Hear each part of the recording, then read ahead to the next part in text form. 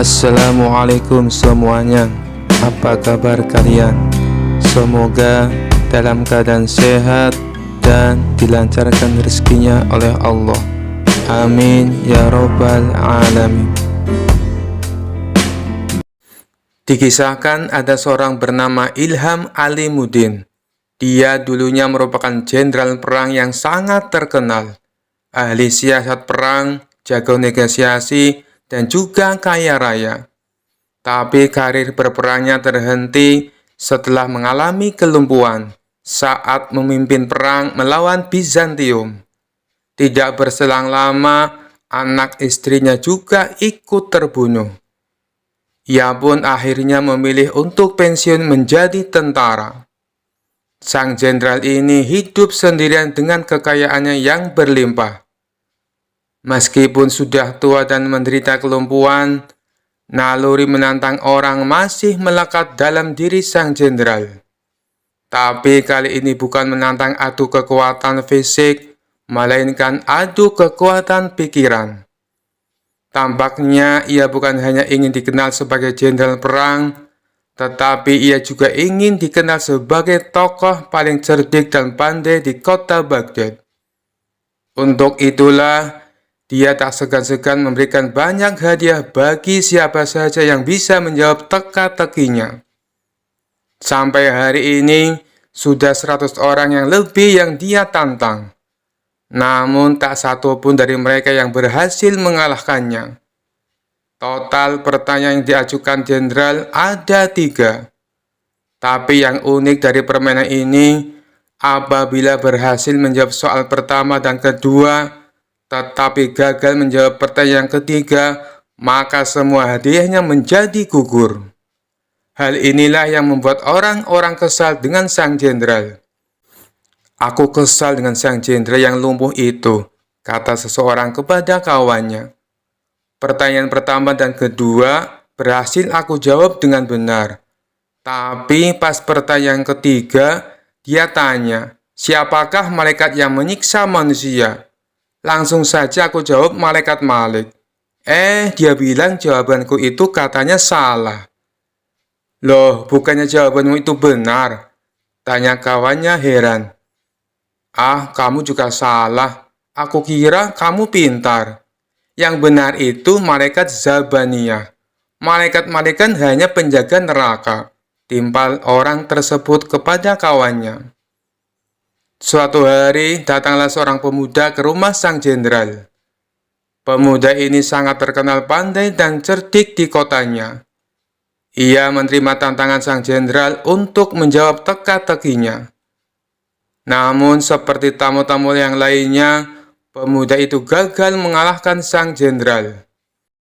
Karena kesal dan kecewa, pemuda itu pun berkata, "Wahai jenderal, apakah Tuan berani menantang Abu Nawas?" "Wah, ide bagus itu. Sampaikan kepada Abu Nawas, saya menantang dia." Maka pergilah pemuda itu ke rumah Abu Nawas dan menyampaikan tantangan debat dari sang jenderal. Sementara sang jenderal menyiapkan materi yang lain dari biasanya. Bisa dibilang kali ini teka-tekinya sangat sulit dipecahkan.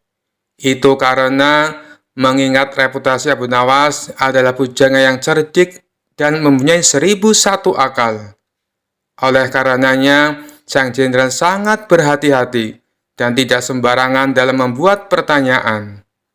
Esok harinya, datanglah Abu Nawas ke rumah sang jenderal. "Silakan masuk Abu Nawas," sambut sang jenderal kepada Abu Nawas. Ternyata sang jenderal telah menyiapkan hidangan untuk tamu istimewanya itu. Setelah selesai makan dan minum, sang jenderal tanpa basa-basi mengutarakan niatnya. "Begini Abu Nawas, saya ada 3 pertanyaan untuk kamu. Kalau kamu bisa menjawabnya, dan ini khusus untuk kamu, hadiahnya akan saya tambah 2 kali lipat. Bukan 100.000 dirham, tetapi 200.000 dirham." Abu Nawas langsung terperanjat dengan hadiah yang ditawarkan oleh sang jenderal. "Namun ada syaratnya Abu Nawas." Kalau kamu tidak bisa menjawab semua pertanyaanku, sebagai hukumannya, kamu harus berpidato di depan umum. Kalau aku adalah orang yang paling pintar di kota Baghdad, ucap sang jenderal kepada Abu Nawas. Tanpa menunggu lama, Abu Nawas langsung mengiyakan tawaran sang jenderal. Baiklah Abu Nawas, sekarang kita mulai saja, sahut sang jenderal. Tapi sebelumnya, tutup matamu dengan kain ini. Dan engkau harus menggendongku karena aku akan mengajakmu ke suatu tempat. Maka dengan mata tertutup kain, Abu Nawas menggendong sang jenderal.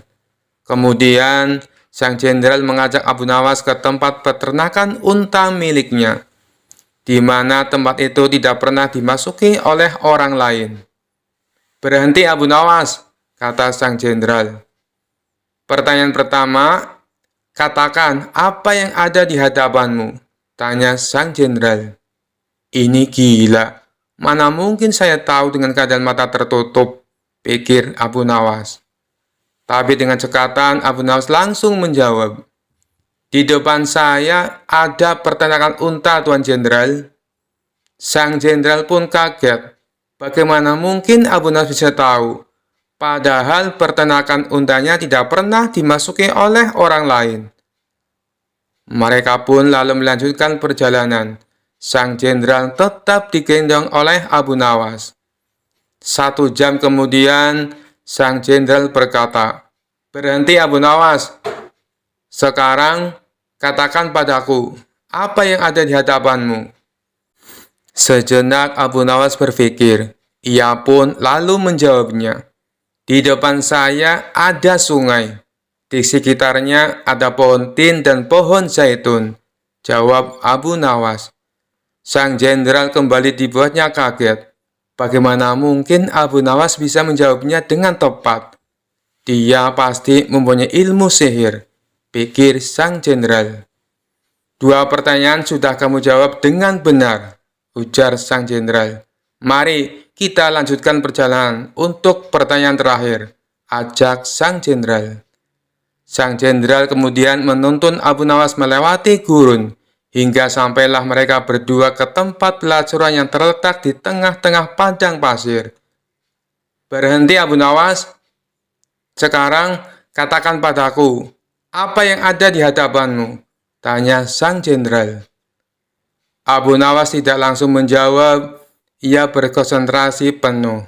Kemudian pelan-pelan dia menjawab, di depan saya ada wanita telanjang, Tuan Jenderal.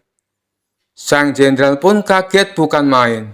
Semua pertanyaannya bisa dijawab dengan tepat oleh Abu Nawas dengan mata tertutup.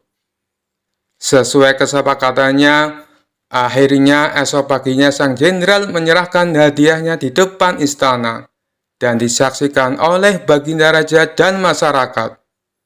Tapi sebelum memberikan hadiahnya, sang jenderal berpidato menceritakan pengalaman mereka berdua. Wahai Abu Nawas, saya masih penasaran. Bagaimana kamu bisa menjawab semua pertanyaanku, sedangkan kedua matamu tertutup kain? Tanya sang jenderal. Itu mudah saja, Tuan Jenderal, jawab Abu Nawas. Ketika Tuan mengajukan pertanyaan pertama, kaki saya menginjak kotoran unta. Dari situlah saya menebak kalau saya berada di peternakan unta. Baginda Raja tersenyum mendengar jawaban Abu Nawas. Sedangkan sang jenderal hanya bisa geleng-geleng kepala. Lalu dengan pertanyaan kedua, bagaimana kamu bisa menjawab dengan tepat? Tanya sang jenderal.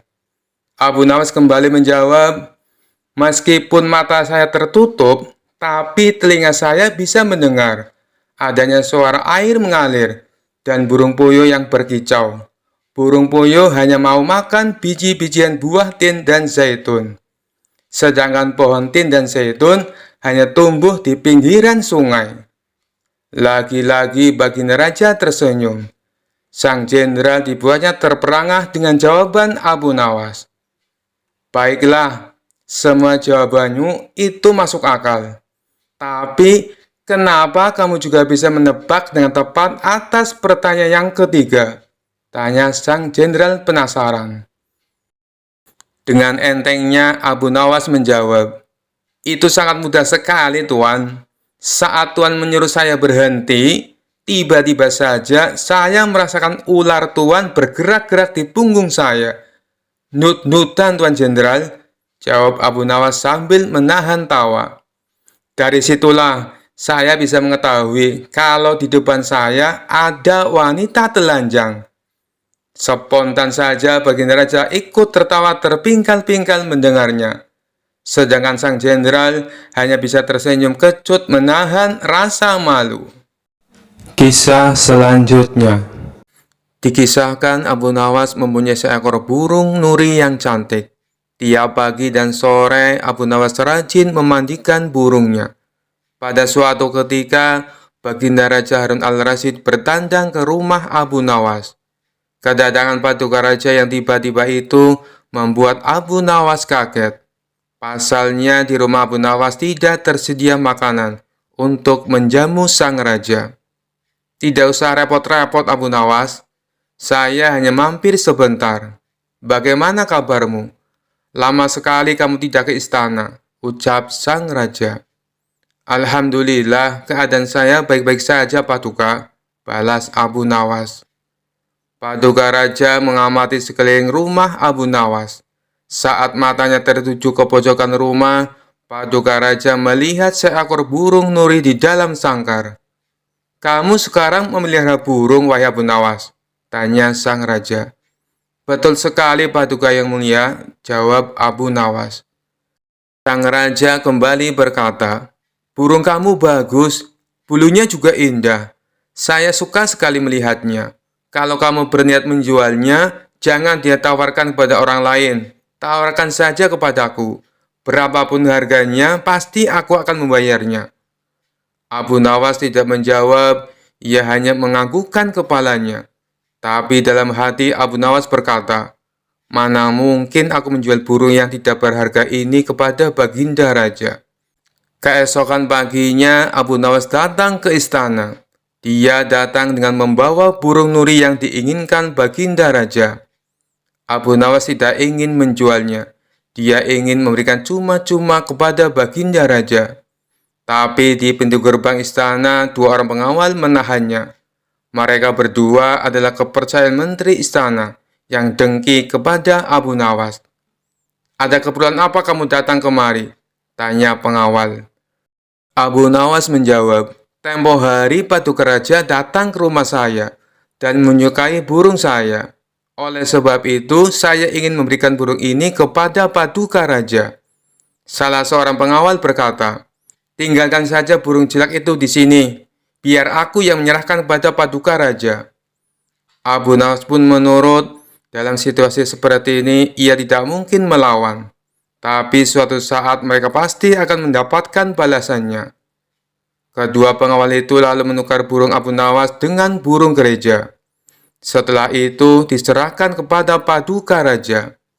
"Paduka yang mulia, ini ada titipan burung dari Abu Nawas," ucap pengawal. "Kurang ajar Abu Nawas," kata sang raja dengan nada penuh emosi. Sang raja merasa terhina dengan perbuatan Abu Nawas. Burung nuri yang diharapkannya, tapi burung gereja yang dikirimkan.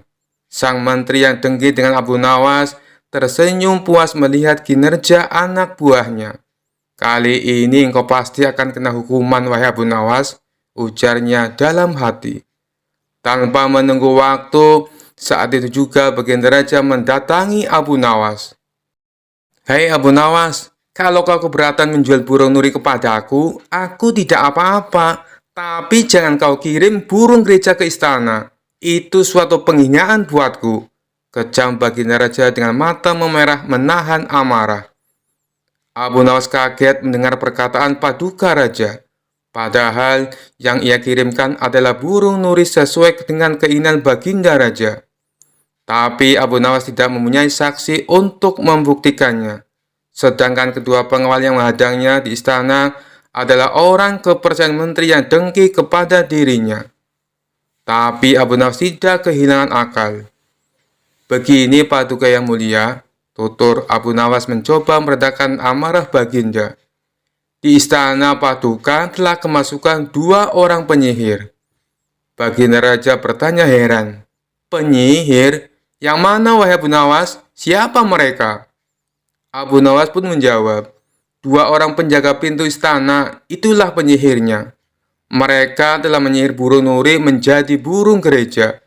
Kalau Paduka tidak percaya, tunggulah besok di istana. Paduka akan menyaksikan sendiri betapa hebatnya sihir mereka. Saya masih punya burung satu lagi untuk Paduka. Sang raja bertanya, burung apa itu? Burung pipit Paduka yang mulia, balas Abu Nawas. Burung pipit? Kamu sendiri kan tahu, saya tidak suka dengan burung pipit, bentak sang raja. Sabar dulu Paduka yang mulia, besok pagi saya akan ke istana membawa burung pipit. Nanti bisa disihir menjadi burung nuri oleh kedua pengawal yang menjaga pintu istana. Pagi-pagi sekali Abu Nawas sudah tiba di istana. Dia membawa burung pipit. Di depan gerbang, lagi-lagi Abu Nawas dicegat oleh kedua pengawal. Ada perlu apa lagi kau ke sini? Hardik si pengawal.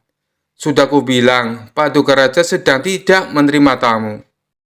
Abu Nawas pun menjawab, maaf, kemarin aku keliru. Aku sebenarnya ingin memberikan burung pipit ini kepada Paduka, tapi aku keliru mengambilnya.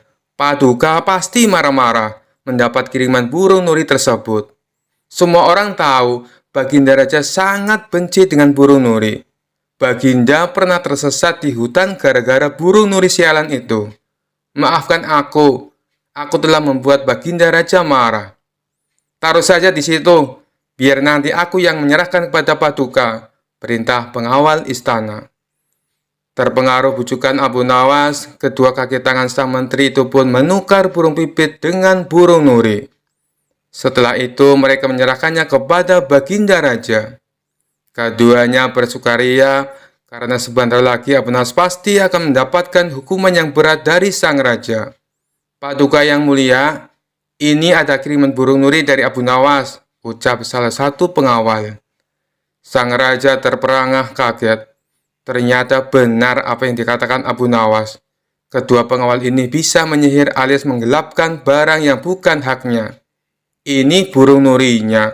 Lalu kemana burung pipitnya? Sindir Baginda Raja, yang langsung membuat wajah kedua pengawal itu pucat pasi. Belum sempat kedua pengawal itu menjawab, sang raja langsung menghukum kedua orang tersebut dan dipecat dari pengawal istana. Kisah selanjutnya. Sudah cukup lama Abu Nawas tidak pernah dipanggil lagi oleh Baginda Raja ke istana. Sejenak Abu Nawas pun berpikir, bagaimana cara agar dirinya dipanggil ke istana oleh Baginda Raja.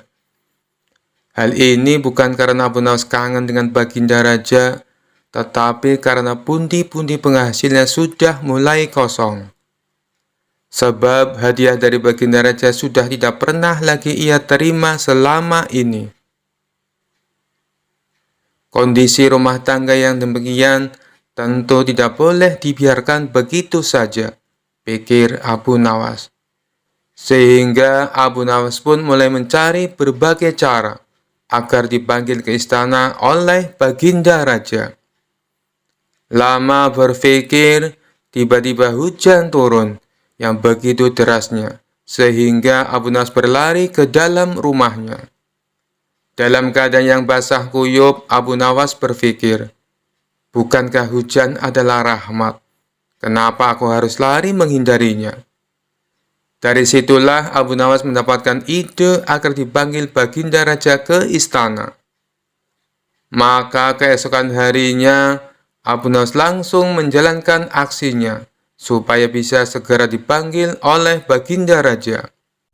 Abu Nawas pergi ke pasar dan berdiri di tengah-tengah keramaian, lalu berkata seperti orang yang beraliran sesat, "Wahai umat manusia, saya Abu Nawas adalah orang yang sangat membenci pada yang hak dan suka kepada yang fitnah.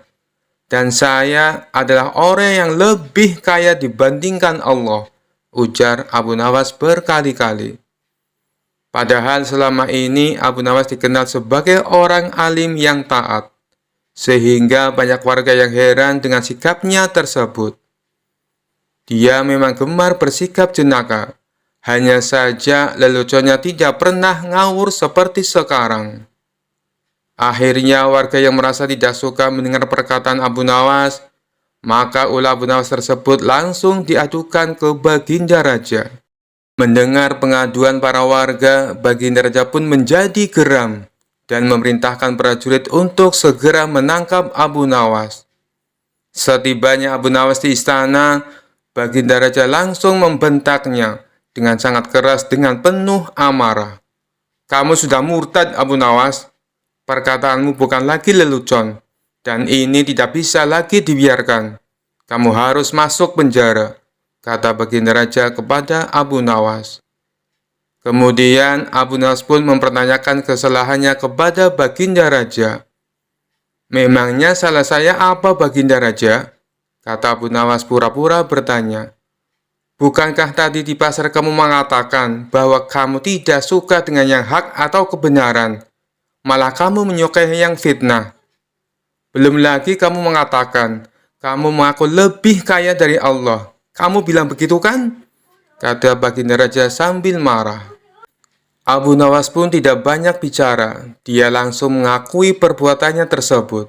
Kemudian Baginda Raja bertanya kembali, "Mengapa engkau berkata begitu? Sudah kafirkah engkau?" tanya Baginda Raja lagi. Tapi dengan entengnya Abu Nawas menjawab pertanyaan dari Baginda Raja. Saya kira Baginda Raja juga seperti saya.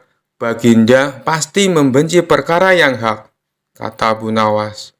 Kemudian sang raja pun menjadi tambah marah dan mengatakan Abu Nawas sangat kurang ajar.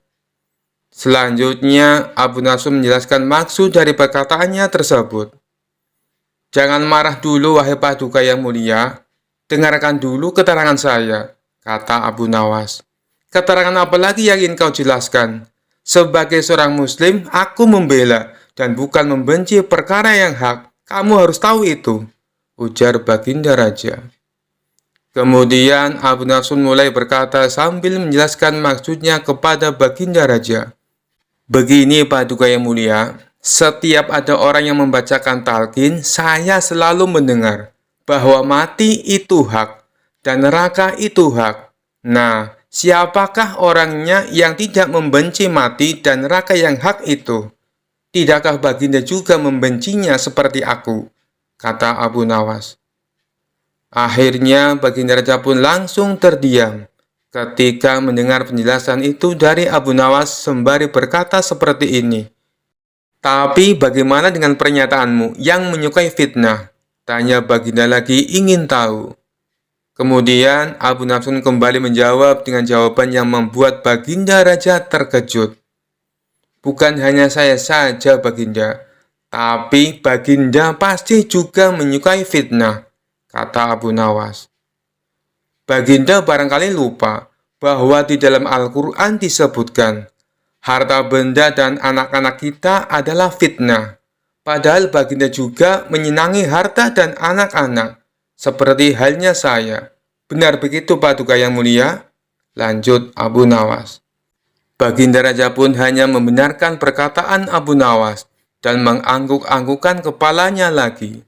Kemudian Baginda Raja bertanya kembali kepada Abu Nawas, "Lalu bagaimana dengan pernyataanmu yang mengaku lebih kaya daripada Allah? Apakah kamu sudah sinting? Kamu tahu kan kalau Allah itu maha kaya dan maha segala-galanya," kata Baginda Raja kepada Abu Nawas. Kemudian Abu Nawas pun kembali menjawab pertanyaan dilontarkan Baginda Raja. "Anak adalah kekayaan. Baginda pasti tahu itu. Sedangkan Allah tidak mempunyai anak.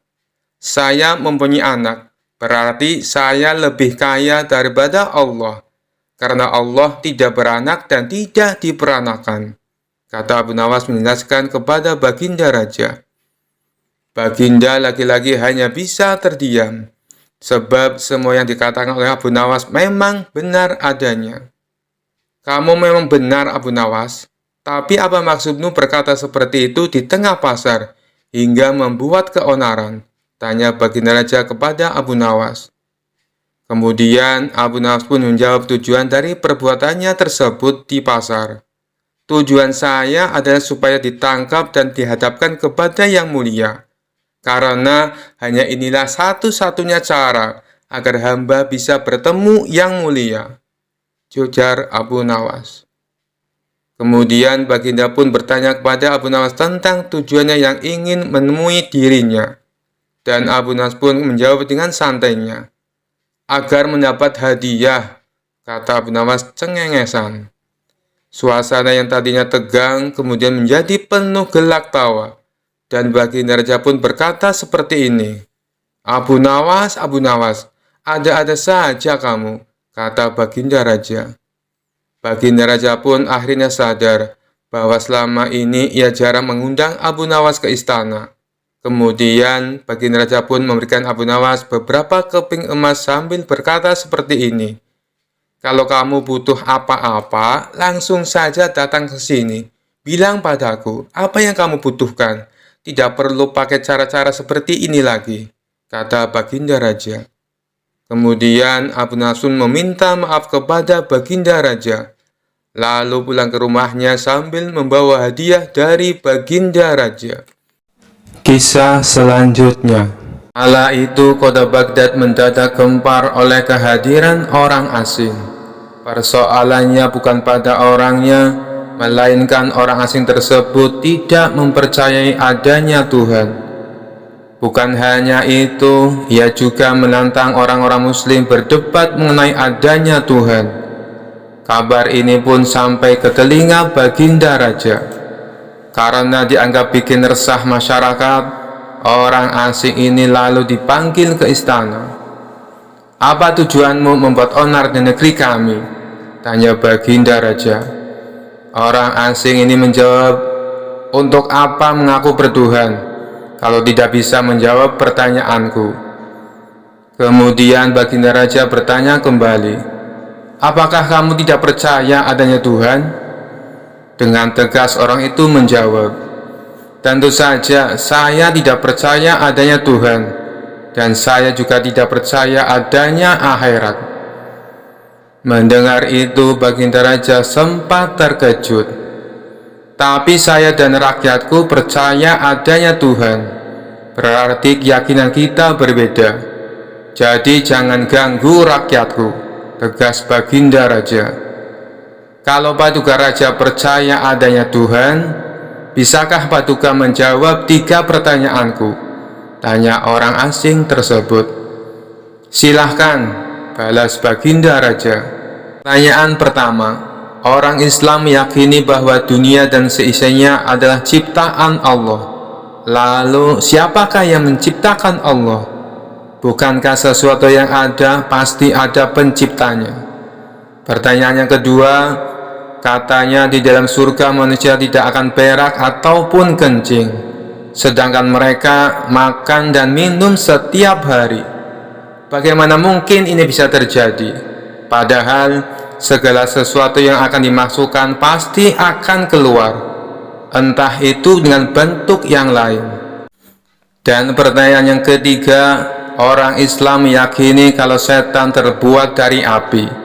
Tapi katanya setan akan disiksa dengan api neraka. Mana mungkin api bisa menyakiti api?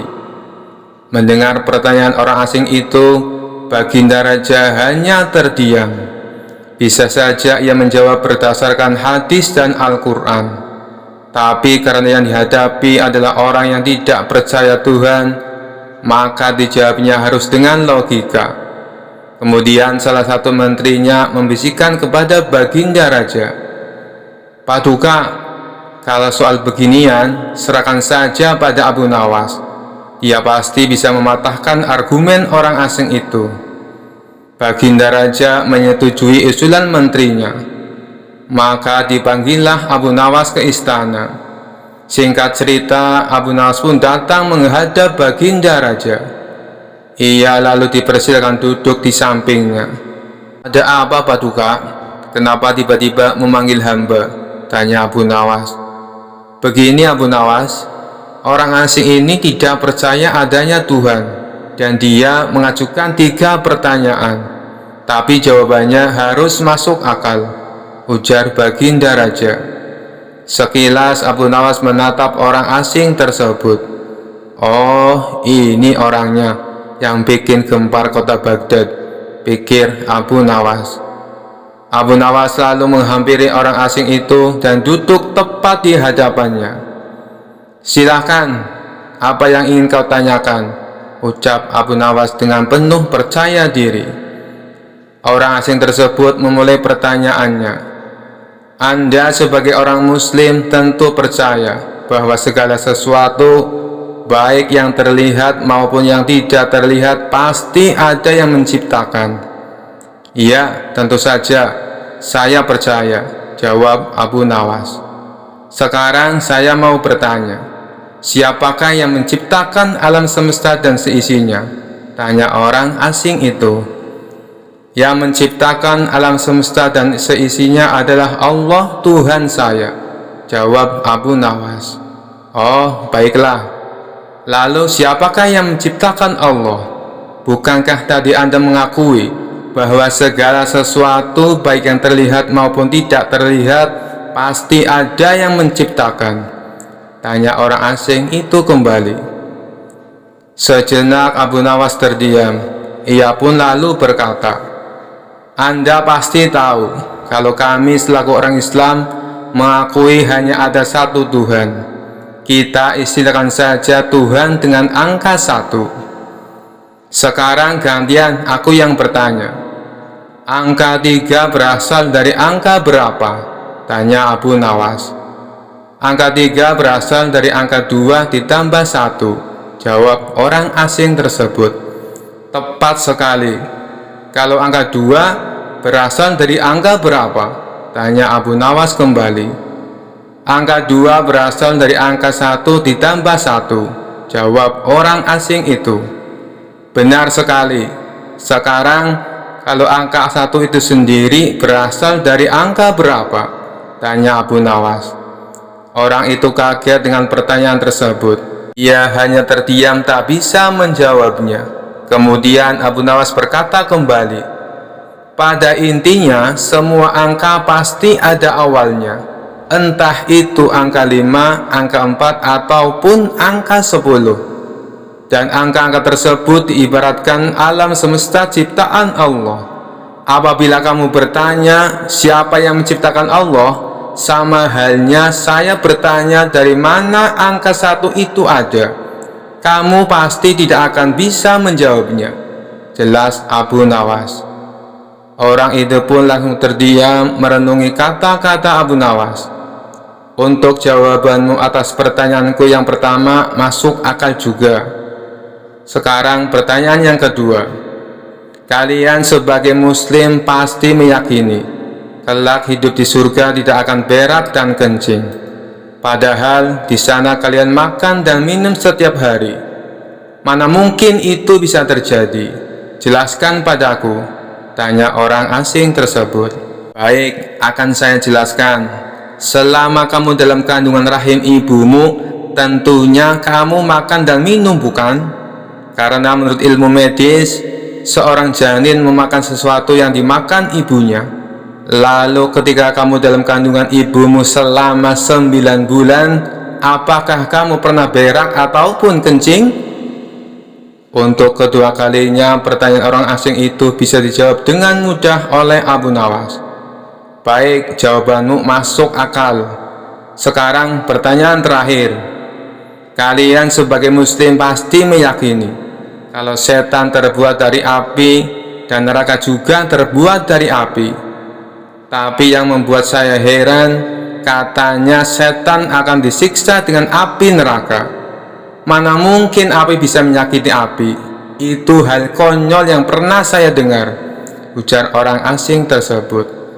Bisakah kamu menjelaskannya? Tanyanya kemudian. Sebelum aku menjawab pertanyaan yang terakhir, aku ingin kita saling berjanji. Apapun jawabannya, kamu tidak boleh marah, pinta Abu Nawas. Tentu saja saya tidak akan marah. apalagi kalau jawabannya masuk akal, balas orang asing tersebut. Tiba-tiba Abu Nawas menampar pipi orang asing itu dengan sangat keras. Baginda Raja dan orang-orang yang hadir terkejut dibuatnya. "Hei, apa-apaan ini? Kalau tidak bisa menjawab, jangan emosi. Apalagi sampai main pukul kayak gini," protes orang asing itu. "Siapa yang emosi? Itu tadi adalah jawaban saya. Apakah tadi kamu merasakan sakit?" tanya Abu Nawas. "Tentu saja saya sakit," jawab orang itu sambil memegang pipinya. "Coba kamu perhatikan tangan saya. Bukankah tangan saya terbuat dari tulang dan daging? Begitu juga dengan pipi kamu. Tapi ketika tangan saya ditamparkan ke pipi kamu, kamu langsung kesakitan." Itulah gambaran sederhana. Kalau api neraka bisa menyakiti setan, setan pasti akan merasa kesakitan, meskipun ia sama-sama terbuat dari api, kata Abu Nawas menjelaskan. Orang tersebut lalu terdiam. Ia tak bisa membantah argumen Abu Nawas. Sementara Baginda Raja dan orang-orang istana kagum atas kecerdikan Abu Nawas. Kisah selanjutnya. Dikisahkan pada saat itu Harun al-Rasyid menunjuk kawannya untuk menjabat sebagai gubernur di kota Abu Nawas tinggal. Namun sayangnya orang yang ditunjuk ini menyalahgunakan jabatannya. Dengan sewenang-wenang dia memerintahkan para prajurit untuk menangkap para sastrawan yang dianggap pintar. Setelah beberapa sastrawan berhasil ditangkap, mereka dihadapkan kepada gubernur yang baru itu. Satu persatu di antara mereka ditanya oleh sang gubernur, "Menurutmu, saya gubernur yang adil atau zalim?" tanya sang gubernur. "Anda adalah gubernur yang zalim," jawab sastrawan yang pertama. Sang gubernur terperanjat dengan jawaban tersebut. "Apa alasanmu?" tanya sang gubernur. "Karena Anda telah menangkap kami tanpa sebab," jawab sastrawan pertama. "Prajurit, masukkan dia ke dalam penjara. Besok dia harus dihukum mati," pinta sang gubernur. Sastrawan berikutnya dipanggil dan diberi pertanyaan yang serupa. "Menurutmu, saya gubernur yang adil atau zalim?" tanya sang gubernur. "Tuanku adalah gubernur yang adil," jawab sastrawan yang kedua. "Apa alasanmu?" tanya sang gubernur kembali. "Karena tuanku sangat memperhatikan rakyatnya," jawab sastrawan tersebut. "Kamu pembohong. Prajurit, masukkan dia ke dalam penjara. Besok dia harus dihukum mati," kata sang gubernur. Begitulah seterusnya. Apabila dijawab adil ataupun zalim, sang gubernur tetap memberikan hukuman mati pada para sastrawan. Kemudian beberapa sastrawan yang belum tertangkap mendatangi rumah Abu Nawas. "Tolonglah kami, Abu Nawas. Beberapa kawan kita dijatuhi hukuman mati," kata mereka penuh khawatir. Abu Nawas terkejut mendengarnya. "Kenapa gubernur melakukan hal itu?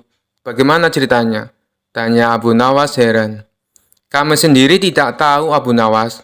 Tanpa sebab, gubernur yang baru menangkapi para sastrawan di kota kita. Lalu mereka ditanya satu persatu, apakah dia gubernur yang adil atau zalim. Bila jawabannya zalim, akan dihukum mati. Bila jawabannya adil, juga tetap akan dihukum mati," kata mereka menjelaskan. "Pasti gubernur sakit. Dia sudah tidak waras," ucap Abu Nawas. "Itulah kenapa kita ke sini, Abu Nawas.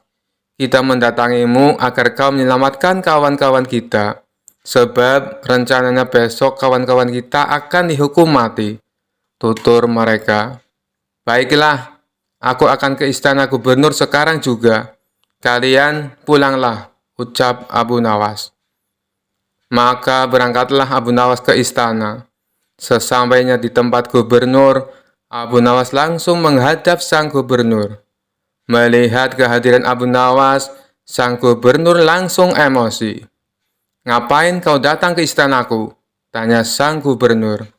"Saya mendengar kabar Anda menyuruh beberapa prajurit untuk menangkapi para sastrawan pintar di kota ini. Tapi kenapa aku tidak ditangkap? Saya sangat tersinggung," jawab Abu Nawas.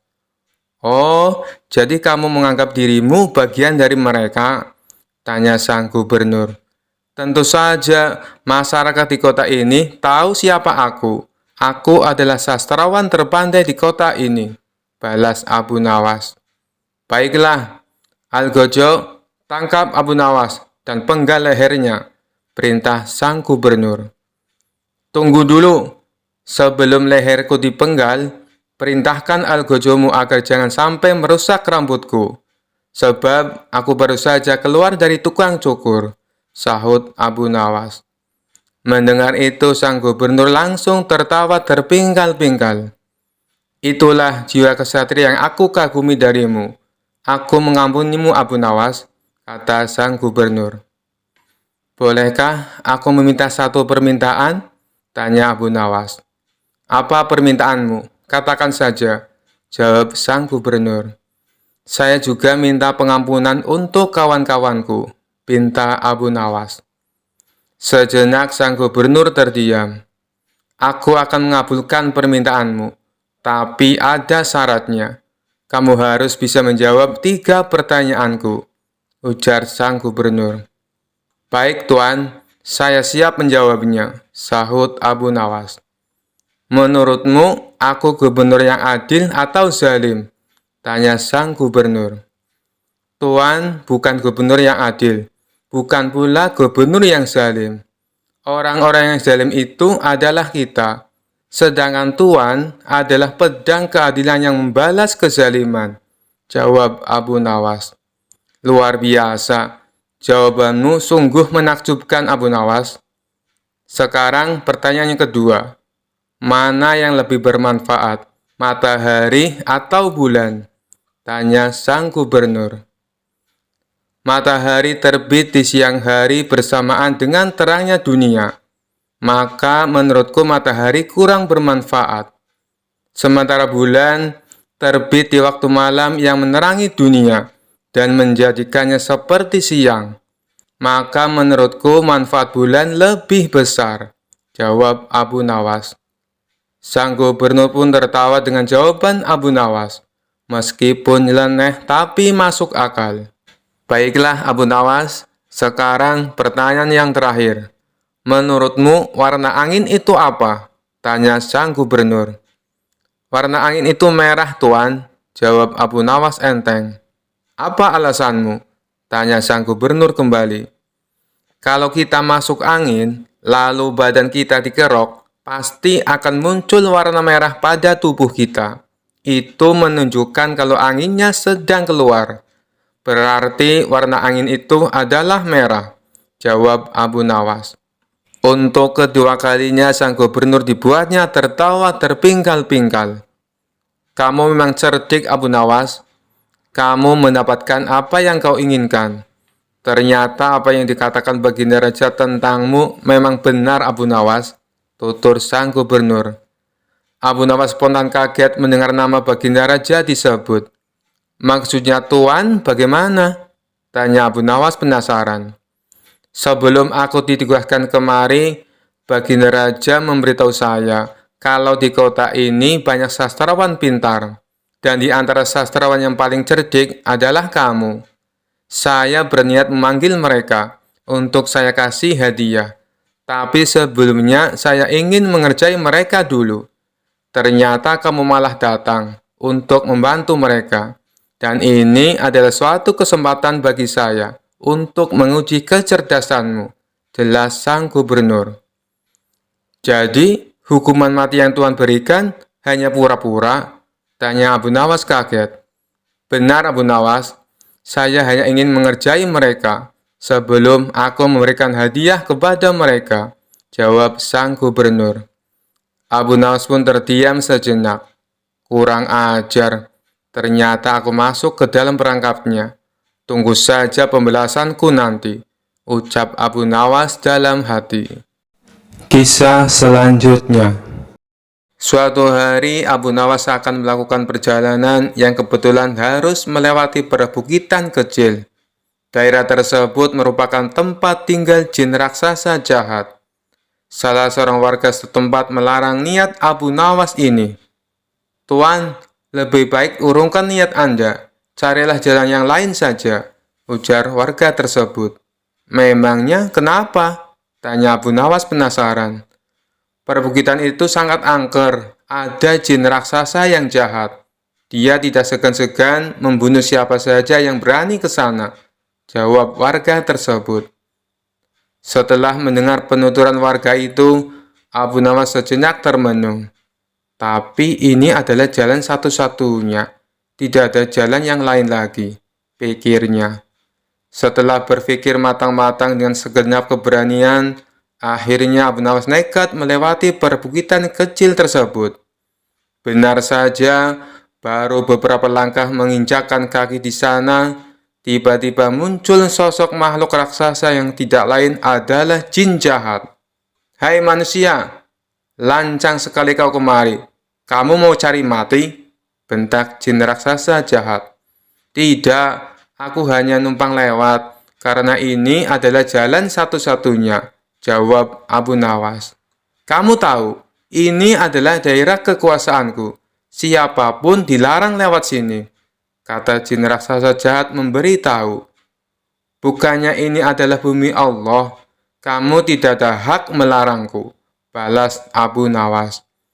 "Oh, jadi kamu menantangku? Akan aku hancurkan tubuhmu," ancam jin raksasa jahat. "Baik, silakan mencobanya. Tetapi aku bisa mengalahkanmu, sebab aku sangat perkasa lebih dari yang kau bayangkan," sahut Abu Nawas tidak mau kalah. "Omong kosong, kau pasti seorang sufi, makanya berani menantangku. Orang-orang sufi itu hanya terpikat pada masalah rohani. Kau tidak akan bisa mengalahkanku, sebab aku memiliki kekuatan. Wujudku 30 kali lipat lebih besar darimu," ucap jin raksasa jahat. "Wujudmu memang lebih besar dariku, tapi itu tidak menjamin kau lebih perkasa. Kalau kau menginginkan uji kekuatan, ambil batu ini dan peraslah air darinya," balas Abu Nawas. Abu Nawas lalu memungut sebutir batu kecil dan diberikannya kepada jin raksasa yang jahat itu. Seketika batu kecil hancur lebur dalam genggamannya. Akan tetapi tidak setetes pun air yang keluar. Jin raksasa jahat tersebut coba mengulanginya beberapa kali dengan batu yang lain. Tapi usahanya sia-sia. Akhirnya jin raksasa jahat itu pun menyerah. "Ini mustahil. Tidak mungkin ada air di dalam batu. Coba kau tunjukkan kalau batu memang ada airnya," kata jin raksasa penasaran. Dalam keremang-remangan, Abu Nawas mengambil sebuah batu kecil yang lapuk. Bersamaan dengan itu, tanpa sepengetahuan jin raksasa, Abu Nawas juga mengambil sebutir telur dari kantong bajunya. Lantas merupakan batu kecil menggunakan genggaman tangannya. Seketika cairan telur langsung menetes keluar. Melihat hal itu, jin raksasa jahat sangat terkesan dengan kesaktian Abu Nawas. "Kamu luar biasa. Menginaplah di tempat tinggalku malam ini. Akan kujamu kau dengan bermacam hidangan," ajak jin raksasa. Abu Nawas pun mengikutinya masuk ke sebuah gua yang sangat besar. Sesampainya di dalam sana, ia melihat banyak sekali harta dan perhiasan. "Dari mana semua harta ini?" tanya Abu Nawas. Jin raksasa jahat memberitahu semua harta dan perhiasan tersebut adalah milik para kabilah yang tersesat dan sudah dibunuh. Setelah dijamu makan malam, jin raksasa mempersilahkan Abu Nawas untuk beristirahat. "Berbaringlah di sebelahku dan tidurlah," kata jin raksasa jahat. Jin raksasa kemudian membaringkan diri dan segera tidur. Sementara Abu Nawas yang secara naluri mengetahui adanya bahaya pengkhianatan, segera bangkit dan menyembunyikan diri di tempat yang agak jauh dari jin raksasa itu. Abu Nawas mengatur tempat pembaringannya agar seolah-olah tidur di samping jin raksasa. Tidak lama setelah itu, jin raksasa itu bangun. Dia mengambil sebuah batang pohon, lalu menghajar Abu Nawas dengan sekuat tenaga, yang dikiranya masih tidur di sebelahnya. Jin raksasa jahat memukul bertubi-tubi sebanyak 7 kali, kemudian kembali berbaring dan tertidur. Setelah jin raksasa benar-benar tidur, barulah Abu Nawas membaringkan tubuhnya tepat di sebelah jin raksasa. Saat hari sudah menjelang pagi, keduanya pun terbangun. Betapa kagetnya jin raksasa melihat Abu Nawas masih hidup, bahkan tidak ada luka sedikit pun. Guamu nyaman sekali untuk istirahat, tapi sayang, tadi malam aku agak terganggu, sebab aku sempat merasa ada nyamuk menggigitku sampai 7 kali, ucap Abu Nawas. Tentu saja hal itu sangat mengejutkan jin raksasa, hingga tidak berani lagi menyerang Abu Nawas. Bagaimanapun, kalau seorang telah dipukul sebanyak 7 kali dengan batang pohon oleh jin raksasa, pasti akan mati. Apalagi memukulnya menggunakan tenaga sekuat-kuatnya. Akhirnya, jin raksasa jahat tersebut memerintahkan Abu Nawas untuk melanjutkan perjalanannya. Berkat kecerdikannya, Abu Nawas pun selamat dari pembunuhan. Kisah selanjutnya. Rumah Abu Nawas konon pernah didatangi Abu Jahil yang terkenal pelit. Ia lalu menjelaskan tujuan kedatangannya. Dia ingin meminjam uang 100 dinar. Tentu saja Abu Nawas terkejut mendengarnya. Dari mana saya mendapatkan uang sebanyak itu? Kata Abu Nawas. Tolonglah Abu Nawas, aku yakin kamu pasti ada. Pinjami aku selama sebulan, pinta Abu Jahil merengek. Awalnya Abu Nawas tidak mau mengabulkan permintaan Abu Jahil. Namun karena terus-menerus didesak, Abu Nawas tidak bisa menolak. Tapi kamu janji ya, hanya sebulan, kata Abu Nawas mengingatkan. Ya, saya berjanji Abu Nawas, bulan depan kebun saya panen. Saya pasti akan mengembalikan uang pinjaman saya, jawab Abu Jahil. Singkat cerita, setelah 1 bulan, Abu Jahil tidak pernah mengembalikan uang tersebut. Padahal saat itu kebun Abu Jahil sudah panen, dan hasil panennya melimpah ruah.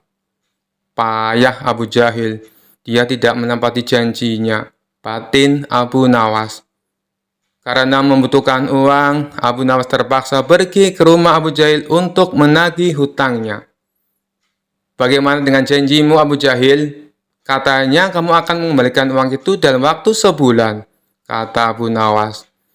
Abu Jahil menjawab bahwa dia tidak bisa membayar hutangnya. Ia beralasan bahwa uang hasil kebunnya digunakan untuk mengobati saudaranya yang sedang sakit. Jangan khawatir Abu Nawas, saya pasti akan membayar bulan depan, kata Abu Jahil. Mendengar jawaban Abu Jahil, Abu Nawas sangat kecewa. Akhirnya, dia pulang tanpa membawa uang sepeser pun. Beberapa hari kemudian, Abu Nawas mendengar kabar bahwa Abu Jahil sering mengundang teman-temannya untuk berpesta di rumahnya. Mendengar hal tersebut, Abu Nawas menjadi emosi. Kurang ajar, katanya dia kekurangan uang, tetapi dia malah sering mengadakan pesta, gerutu Abu Nawas. Abu Jahil pasti tidak akan membayar hutangnya, karena 1000 alasan. Akhirnya Abu Nawas mendapat ide untuk mengerjai Abu Jahil. Keesokan harinya, Abu Nawas pergi ke desa seberang untuk menemui sahabatnya. Dia mulai menyusun strategi dan meminta bantuan seorang teman. Setelah strateginya matang, Abu Nawas segera mendatangi rumah Abu Jahil. Mengapa kamu ke sini Abu Nawas? Aku kan sudah bilang, jika mengembalikan uangnya itu bulan depan, kata Abu Jahil. Jangan salah paham Abu Jahil, aku ke sini bukan untuk menagih hutang. Aku ingin mengajakmu bertemu orang pintar, jawab Abu Nawas. Memangnya ada perlu apa? Tanya Abu Jahil penasaran. Ini Abu Jahil, di desa seberang katanya ada dukun pesugihan yang bisa membuat kita kaya. Aku ingin mencobanya ke sana, jawab Abu Nawas. Benarkah? Baiklah Abu Nawas, aku ikut. Aku juga ingin kaya, kata Abu Jahil kegirangan mendengar adanya tawaran dukun pesugihan itu. Singkat cerita, Abu Nawas dan Abu Jahil tiba di rumah dukun pesugihan tersebut. Setelah memanggil keduanya, dukun itu bertanya, "Apa yang kamu lakukan di sini?" Abu Nawas kemudian mengutarakan keinginannya agar ia ingin kaya tanpa bekerja. "Ah, itu mudah, tapi ada syaratnya," kata sang dukun. "Apa syaratnya?" tanya Abu Nawas. "Syaratnya harus ada yang dikorbankan. Tapi jangan khawatir, korbannya tidak harus dari keluarga. Orang lain juga bisa dikorbankan. Tapi orang lain itu adalah orang yang terkait dengan hartamu," jawab sang dukun. "Apa maksudmu? Aku tidak mengerti," tanya Abu Nawas lagi. "Ya, misalnya siapapun yang berhutang uang kepadamu, orang itu dapat digunakan sebagai korban, meskipun dia bukan anggota keluargamu," jawab sang dukun. "Bagaimana jika orang itu tidak mau?" tanya Abu Nawas. "Kamu tidak perlu meminta izin kepada orang tersebut. Nanti ia akan jadi korban tanpa ia sadari dan tiba-tiba mati dengan mengerikan," kata sang dukun menjelaskan. "Oh, aku mengerti. Baiklah, aku setuju," jawab Abu Nawas sambil memandang Abu Jahil. Abu Jahil yang merasa dikorbankan langsung gemetaran. Dukun itu kemudian mengajari Abu Nawas mantra sebagai ritual. Tengah malam, setelah kembali dari rumah sang dukun, Abu Nawas berkata di tengah jalan, "Abu Jahil, kamu tidak perlu mengembalikan hutang yang 100 dinar. Saya ikhlas." Mendengar hal itu, Abu Jahil langsung ketakutan. "Jangan Abu Nawas, saya akan mengembalikan uang kamu nanti. Tepatnya saat sampai di rumah saya. Nanti akan segera aku kembalikan," kata Abu Jahil dengan ketakutan. "Bukankah kamu kemarin mengatakan bahwa kamu kehabisan uang?" kode Abu Nawas. "Saya masih punya banyak uang, Abu Nawas. Aku sengaja berbohong padamu," kata Abu Jahil. Akhirnya Abu Jahil segera mengembalikan uang pinjamannya kepada Abu Nawas di hari itu juga, sejumlah uang 100 dinar. Setelah diselidiki, terungkap bahwa dukun yang didatangi Abu Nawas dan Abu Jahil adalah sahabat Abu Nawas. Taktik ini sengaja diatur oleh Abu Nawas dan kawannya tersebut, agar Abu Jahil segera melunasi hutangnya. Sekian dulu perjumpaan kita kali ini. Sampai bertemu lagi di kisah-kisah selanjutnya. Terima kasih yang sudah subscribe dan setia menonton channel ini. Wassalamualaikum warahmatullahi wabarakatuh.